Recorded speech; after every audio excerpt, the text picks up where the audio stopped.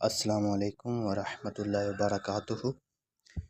आज हम मोटर को चेक करने का तरीका सीखेंगे और चेक करेंगे कि मोटर हमारी ठीक है या ख़राब है। इसमें एक तार मेन होती है और ये दो तारें होती हैं कैपेसिटर की।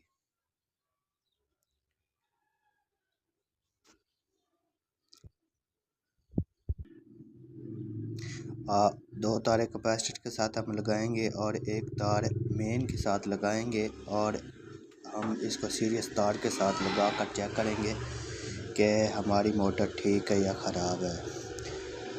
तो हमने तारें लगा दी हैं, तो हम इसको चेक करते हैं कि हमारी मोटर ठीक है या ख़राब है। इसको हम सबसे पहले सीरीज के साथ लगाएंगे और ये देखिए हम जैसे हमने सीरीज के साथ लगाई है तो हमारी मोटर चल गई है।